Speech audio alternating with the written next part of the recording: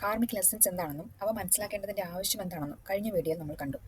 ആദ്യത്തെ 4 കാർമിക് ലെസൺസും നമ്മൾ അതിൽ ചർച്ച ചെയ്തു. നിങ്ങൾ ആ വീഡിയോ കണ്ടിട്ടില്ലെങ്കിൽ ആദ്യം ഈ ഐക്കാർഡിൽ ക്ലിക്ക് ചെയ്ത് അത് കാണുക, ശേഷം ഈ വീഡിയോ തുടർന്ന് കാണുക. അഞ്ചാമത്തെ കാർമിക് ലെസൺസ് എന്താണെന്ന് നോക്കാം. Control versus surrender. ജീവിതത്തിൽ നമുക്ക് നിയന്ത്രിക്കാവുന്നവയും അല്ലാത്തവയുമായ സാഹചര്യങ്ങൾ വരും.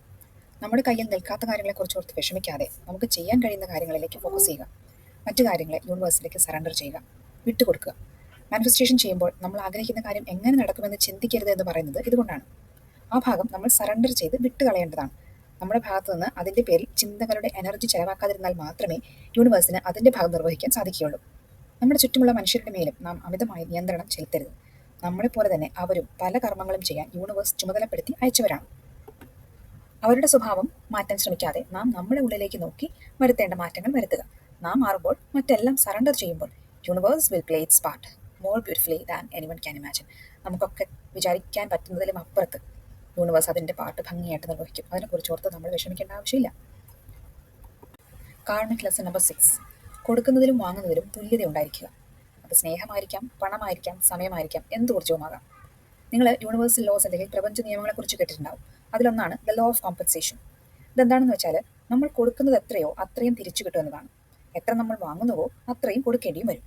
ഇതിലൊരു ബാലൻസ് ഉണ്ടാവുന്നില്ല എങ്കിൽ, നിങ്ങൾ ആത്മാർത്ഥമായി സ്നേഹിച്ചിട്ടും നിങ്ങൾക്ക് അത് തിരിച്ചു കിട്ടുന്നില്ല എങ്കിൽ, ആ ബന്ധത്തിൽ നിന്നും നിങ്ങൾ പിന്തിരിയേണ്ടതാണ്. പണം കടം വാങ്ങിയിട്ടുണ്ടെങ്കിൽ കൃത്യമായി അത് മടക്കി നൽകേണ്ടതാണ്. അല്ലാത്ത പക്ഷം മറ്റേതെങ്കിലും വഴി നമുക്കത് നഷ്ടപ്പെടും. ഒരു പക്ഷെ നമ്മൾ അറിയുന്ന പോലും ഉണ്ടാവില്ല.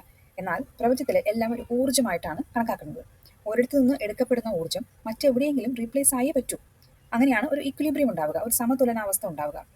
അതിനാൽ നമ്മൾ എടുക്കുന്നതിലും കൊടുക്കുന്നതിലും ഒരു ഒരു ഇക്വാലിറ്റി, ഒരു തുല്യത ഉണ്ടോ എന്നുള്ളത് നമ്മൾ എപ്പോഴും ശ്രദ്ധിക്കേണ്ട ഒരു കാര്യമാണ്. Karmic lesson number 7. Speaking your truth. നിങ്ങളെ നിങ്ങളായി പ്രകടിപ്പിക്കുക. നിങ്ങളുടെ കഴിവുകളെ ഒളിച്ചു വയ്ക്കാതിരിക്കുക. അങ്ങനെ നിങ്ങൾ സ്വയം ഒളിച്ചു വെച്ചിരിക്കുകയാണെങ്കിൽ അത് പുറത്ത് കൊണ്ടുവരുന്നതിനുള്ള അവസരങ്ങൾ പ്രശ്നങ്ങളുടെ രൂപത്തിൽ നിങ്ങളെ വന്ന് ബുദ്ധിമുട്ടിക്കുന്നതാണ്. ഒരുപക്ഷെ പ്രപഞ്ചത്തിൽ മറ്റുള്ളവർക്ക് സഹായമായേക്കാവുന്ന പല കഴിവുകളും നിങ്ങൾ അറിയാതെ നിങ്ങളുടെ ഉള്ളിലുണ്ടായിരിക്കാം. അത് പുറത്ത് കൊണ്ടുവരുന്നതിനായി പ്രപഞ്ചം നിങ്ങളെ പരീക്ഷിച്ചുകൊണ്ടേയിരിക്കും. നിങ്ങൾ പഠിച്ച വിഷയത്തിൽ നിന്ന് വിട്ട് മറ്റെന്തെങ്കിലും ചെയ്യാൻ അതിശക്തമായിട്ടുള്ള പ്രേരണ ഉണ്ടാവുക, ചെയ്തുകൊണ്ടിരിക്കുന്ന ജോലി പെട്ടെന്ന് നഷ്ടപ്പെടുക, ജോലി ചെയ്യുന്ന സ്ഥലത്ത് പിടിച്ചു നിൽക്കാൻ കഴിയാത്ത രീതിയിൽ എന്തെങ്കിലും പ്രശ്നങ്ങൾ ഉണ്ടാവുക, ഇങ്ങനെയൊക്കെ വന്നേക്കാം. നിങ്ങളുടെ പാഷനിലേക്ക് നിങ്ങളെ എത്തിക്കാനുള്ള പ്രപഞ്ചത്തിന്റെ വഴികളായിരിക്കാം ഇതൊക്കെ. പക്ഷേ ചാടി പുറപ്പെടും മുൻപേ നന്നായിട്ട് ആലോചിക്കുക കൂടി വേണം. കാരണം ഈ പ്രശ്നങ്ങൾ നിങ്ങൾ പഠിക്കേണ്ട മറ്റ് കാർമിക് ലെസണുകൾക്ക് വേണ്ടിയിട്ടായിട്ടും വരാം. അതുകൊണ്ട് നന്നായിട്ട് ആലോചിച്ചിട്ട് മാത്രം തീരുമാനങ്ങൾ എടുക്കുക. പരാജയപ്പെടുമോ, മറ്റുള്ളവർ എന്ത് കരുതും എന്ന് തുടങ്ങിയിട്ടുള്ള പല പ്രതിബന്ധങ്ങളും നിങ്ങളുടെ മുന്നിൽ ഉണ്ടായിരിക്കാം. എന്ന് നിങ്ങൾക്കൊരു കാര്യം അറിയോ? ഇങ്ങനെയുള്ള തോന്നലുകൾ മൂലം നിങ്ങൾക്ക് ആവശ്യമുള്ള കാര്യങ്ങൾ ചെയ്യുന്നതിൽ നിന്നും, അല്ലെങ്കിൽ നിങ്ങൾക്ക് ഇഷ്ടമുള്ള കാര്യങ്ങൾ ചെയ്യുന്നതിൽ നിന്നും നിങ്ങൾ വിട്ടു നിൽക്കുകയാണെങ്കിൽ അതിനർത്ഥം നിങ്ങൾ അപ്പോഴും ഒരു കംഫർട്ട് സോണിൽ ആണെന്നാണ്. നിങ്ങൾ കണ്ടിട്ടില്ലേ, എല്ലാം നഷ്ടപ്പെട്ടു എന്ന ഒരവസ്ഥയിൽ നിന്നും ഫീനിക്സ് പക്ഷിയെ പോലെ ഉയർത്തെഴുന്നേറ്റ് വരുന്ന പല ആളുകളെ നമ്മൾ കണ്ടിട്ടുണ്ട്. അതെങ്ങനെയാണ് അവർക്ക് സാധിക്കുന്നത്? അവരുടെയൊക്കെ പിന്നിൽ പ്രവർത്തിച്ച കാർമിക് ലെസൺ ആണ് ഇത്. അങ്ങനെ വിജയിച്ച ആളുകൾക്ക് പരാജയഭീതി ഉണ്ടാവില്ല, മറ്റുള്ളവർ എന്ത് വിചാരിക്കുന്ന ചിന്തയുണ്ടാവില്ല. അവർ അതിൽ നിന്നെല്ലാം പുറത്തു വന്നു കഴിഞ്ഞു. Karmic lesson number 8. Balance. It's all about balance. നിങ്ങൾ പ്രപഞ്ച നിയമങ്ങളും കാർമിക് ലെസൺസും ഒക്കെ നോക്കിയാൽ അറിയാം, എല്ലാം ഒരു ബാലൻസിലാണ് മുന്നോട്ട് പോകുന്നത്. നിങ്ങൾ അമിതമായി എന്തിലാണോ മുഴുകിയിരിക്കുന്നത് അതിൻ്റെ മറുവശത്തുള്ളത് നിങ്ങളെ ബുദ്ധിമുട്ടിച്ചുകൊണ്ടിരിക്കും. അവിടെ ഒരു ബാലൻസ് കൊണ്ടുവരാനായിട്ട് പ്രശ്നങ്ങൾ ഉണ്ടായിരിക്കും. ഉദാഹരണം, നിങ്ങൾ ഭൗതിക സുഖങ്ങളിൽ മാത്രം ശ്രദ്ധിച്ചിരുന്നാൽ ആത്മീയമായ വളർച്ച സ്വാഭാവികമായും തടസ്സപ്പെടും. ഭൗതികമായി എല്ലാ നേട്ടങ്ങളും നിങ്ങൾ ഉണ്ടാക്കിയാലും മനസ്സമാധാനമോ സന്തോഷമോ ശാന്തിയോ ഒന്നും നിങ്ങൾക്ക് കിട്ടില്ല. മറിച്ച് അമിതമായി ആത്മീയതയിൽ മുഴുകിയിരുന്നാലോ, നിങ്ങൾ ഭൗതിക ലോകത്ത് പഠിക്കേണ്ട പാഠങ്ങൾ പഠിക്കുന്നതിനായി വീണ്ടും പല ജന്മങ്ങൾ എടുക്കേണ്ടി വരും. നമ്മൾ കേട്ടിട്ടില്ലേ, ബ്രഹ്മചര്യം, ഗാർഹസ്ഥ്യം, വാനപ്രസ്ഥം ഒക്കെ കഴിഞ്ഞിട്ടാണ് സന്യാസം വരുന്നത്. ഭൗതികതയ്ക്ക് അതിൻ്റെതായ പ്രാധാന്യം ഉണ്ടെന്ന് മനസ്സിലാക്കുക. അതുപോലെ തന്നെ നിങ്ങളുടെ ഉത്തരവാദിത്തങ്ങൾ, അതിലും ഒരു ബാലൻസ് കൊണ്ടുവരേണ്ട ആവശ്യമുണ്ട്. ഞാൻ ചെയ്താലേ എല്ലാം ശരിയാകും എന്ന് പറഞ്ഞിട്ട് വീട്ടിലെ എല്ലാ കാര്യങ്ങളും എടുത്ത് തലയിൽ വെച്ച് നടക്കുന്ന ചില ആൾക്കാരെ കണ്ടിട്ടില്ലേ? അല്ലെങ്കിൽ ഓഫീസിലെ എല്ലാ കാര്യങ്ങളും അവർ ചെയ്യേണ്ടതുമായിട്ടുള്ള എല്ലാ കാര്യങ്ങളിലും അവർ ഇടപെടും. അതിൻ്റെ ആവശ്യമില്ല. നിങ്ങൾ ചെയ്യേണ്ടത് നിങ്ങൾ ചെയ്യുക, ബാക്കിയുള്ളത് ചെയ്യേണ്ടത് മറ്റുള്ളവരാണെങ്കിൽ അത് അവർ ചെയ്യട്ടെ.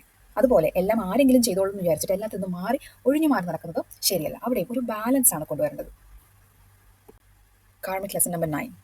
ഇനി പറയാനുള്ളത് ചില മാനുഷിക മൂല്യങ്ങളാണ്. ക്ഷമ, സഹനം, സഹകരണം, അധ്വാനശീലം, ആത്മാർത്ഥത തുടങ്ങിയവ. ഇതെല്ലാം എല്ലാവർക്കും ഉണ്ടാവേണ്ടതാണ്. ഇല്ലാതിരിക്കുകയാണെങ്കിൽ, അതായത് ഉദാഹരണം പറഞ്ഞാൽ, ക്ഷമിക്കാൻ കഴിയാത്ത ഒരാൾക്ക് ക്ഷമിച്ചു നിൽക്കാൻ നിർബന്ധിതനാകുന്ന തരത്തിലുള്ള ജീവിത സാഹചര്യങ്ങൾ അടിക്കടി വന്നുകൊണ്ടിരിക്കും. അത് അയാൾക്ക് സഹിക്കാനാകുന്നതിനും അപ്പുറത്തായിരിക്കും.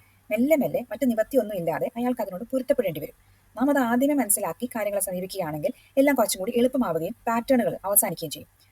വേറൊരു ഉദാഹരണം പറഞ്ഞാൽ, സഹകരിക്കാൻ മടിയുള്ള ആളുകൾക്ക് വേണമെങ്കിൽ ചിലപ്പോൾ ഇപ്പം അവരുടെ വീട്ടിലുള്ള ഒരാൾക്ക് പെട്ടെന്ന് അസുഖം വരിക, അവരെ നോക്കേണ്ടി വരിക, ദീർഘകാലം അവരെ നോക്കേണ്ടി വരിക. അവിടെ നമുക്ക് എന്ത് വേണം? ക്ഷമിക്കാനുള്ള കഴിവ് വേണം, സഹിക്കാനുള്ള കഴിവ് വേണം, സഹകരിച്ചു പോകാനുള്ള മനോഭാവം വേണം. ഇതൊന്നും ഇല്ലെങ്കിൽ നമുക്കത് ഉണ്ടാക്കാനുള്ള രീതിയിലുള്ള കാര്യങ്ങൾ നമ്മുടെ ലൈഫിലേക്ക് വരും. അങ്ങനെ വീണ്ടും വീണ്ടും വന്നുകൊണ്ടിരിക്കുമ്പോൾ എന്താ എനിക്ക് മാത്രം ഇങ്ങനെ വരുന്നതെന്ന് വിചാരിക്കാതെ ഇത് എനിക്കൊരു ലെസൺ ആണെന്ന് മനസ്സിലാക്കി കഴിഞ്ഞാൽ അവിടെ ആ പ്രശ്നം അവസാനിച്ചു. പിന്നീട് നിങ്ങൾക്ക് അത്തരം അനുഭവങ്ങൾ ഉണ്ടാവില്ല. ആ പാറ്റേൺ അവിടെ ബ്രേക്ക് ആവും. അത് മനസ്സിലാക്കാൻ വേണ്ടിയിട്ടാണ് നമ്മൾ ഇത്തരം കാര്യങ്ങളെക്കുറിച്ച് ചർച്ച ചെയ്യുന്നത്. Karmic lesson number 10. 10ാമത്തെ കാർമിക് ലെസൺ ആണ് സ്പിരിച്വൽ വിസ്ഡം, ഇന്നർ വിസ്ഡം. അവനവന്റെ ഉള്ളിലുള്ള ദൈവത്തെ കാണലാണ് ഇതുകൊണ്ട് അർത്ഥമാക്കുന്നത്. നമ്മുടെ എല്ലാവരുടെയും ഉള്ളിൽ അപാരമായ വിജ്ഞാനമുണ്ട്. ഒരുപാട് തലമുറകളുടെ ഓർമ്മകളും അറിവുകളും നമ്മുടെ ജീനുകളിൽ ഉറങ്ങിക്കിടക്കുന്നുണ്ട്. നമ്മുടെ ഉപബോധ മനസ്സിൽ ചിന്തിക്കാൻ പോലും കഴിയാത്ത അത്ര വിവരങ്ങൾ ശേഖരിച്ചു വെച്ചിട്ടുണ്ട്. നമുക്കതൊന്നും അറിയില്ല. ശരിയായ രീതിയിൽ അതിനെ ഉപയോഗിക്കാൻ ശീലിക്കുകയാണെന്നുണ്ടെങ്കിൽ അതീന്ദ്രിയമായ ശക്തികളെ സ്വായത്തമാക്കാൻ സാധിക്കും. അതിലൂടെ ആത്മീയ ഉണർവിലേക്ക് പോകാൻ കഴിയും. എന്നാൽ ഇതിന് ചിട്ടയായിട്ടുള്ള സാധനങ്ങൾ ആവശ്യമാണ്. എളുപ്പമുള്ള കാര്യമല്ല. നമ്മൾ പലരുടെയും ആത്മാവ് ഈ സ്റ്റേജിൽ എത്തിയിട്ടുണ്ടാവാം. അങ്ങനെയാണെങ്കിൽ, എത്തിയിട്ടുള്ളവരാണെങ്കിൽ ഈ ജന്മം അവസാനത്തേതായിരിക്കാം ഒരു പക്ഷേ. ഇതിനെക്കുറിച്ച് അധികം പറയാനായിട്ട് ഞാൻ ആളല്ല. ഏതായാലും എൻ്റെ അറിവിൽ പെടുന്ന കുറേ കാര്യങ്ങൾ ഞാനിവിടെ പങ്കുവച്ചിട്ടുണ്ട്. എന്നെ കേട്ടിരുന്നതിന് വളരെ നന്ദിയുണ്ട്. മറ്റൊരു വീഡിയോയുമായി വീണ്ടും കാണാം.